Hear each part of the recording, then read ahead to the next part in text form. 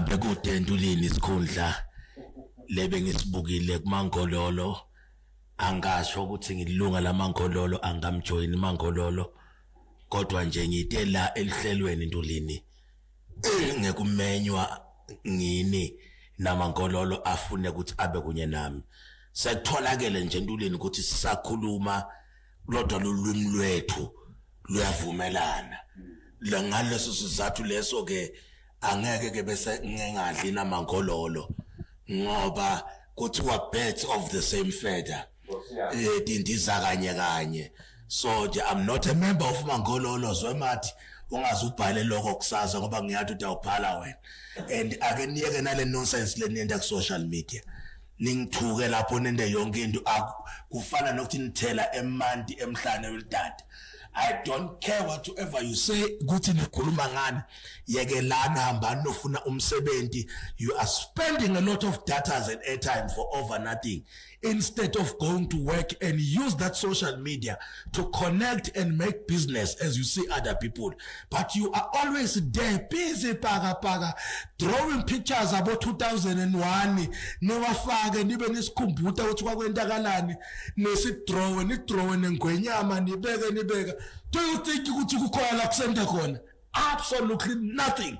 Ngidonitshela ke nina namba niganga ngema fake accounts ukuthi ke yonke lento leyo nje siyanibuka niyaphuza nje niyaphuza Ntuleni I've told them this is the platform la kufuna khona ukuthi bathi bozwemathi ukuthi badukise eMswati ba perpetrator umoya lomubi and how I pray ukuthi live lingaba ne breakthrough nalapho.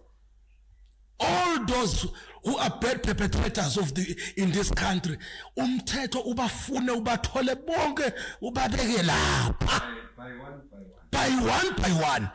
Ngifuna mfundisi ke singene stadium nema intercessors. Yeah. Sike sithandaze mbamba umthandazo ukuthi ke bonke laba hambisa umoya wekweduka wekuhambisa umoya wokuhlanya ingqondweni lohlanyisa eMswati ngoba bese businessini. Umthetho ubathole ngamunye. Amen. Angifanelise Ntulini. Okay. Bengisakavalelisi. Mhlambe kungaba ku-encourage nje eMswati sesihamba kuthi ke asambeni siyovota sihambeni sibambise live elikhethweni asiphumeni ngetingane sonke ngamunye kungasaleli munye. Livoti lakho ngile litawuhamba likumele eParliament. Khetha luthungo noma khetha indodza noma make lotawukhona kubambisana nahulumende akhone kuletha intuthuko endzaweni yakho. Khetha luhlanya ke wena utatibonela kodwa ngithi mina njengoba selikhethweni asiphumeni sonke siMswati sihambe sakhe live. Inkosi nibusise. Sabonga inkilo ngabakhethe bani. Enkilongo kuyatiwa phela Ntulini ukuthi vele ngiyolumela khona mina kodwa kuyawusho amavoti ukuthi ke bayangikhetha yini noma abangikhethe ukuthi bangikhethile Ntulini bayabe bawinile because ke I'm fresh in mind, I'm sound minded. I will develop our community like never before. Uma bangakamkhethi babe batikhethele lo yala baba bamkhethele wona.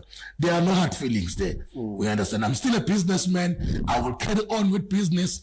Ngilala ngikhona khona. My voice has done the incredible things for me. The cars that I'm driving, the house that I'm staying, the connection that I have in the world, it's my voice. Mangahlabela nyalo phuma imali. God bless you.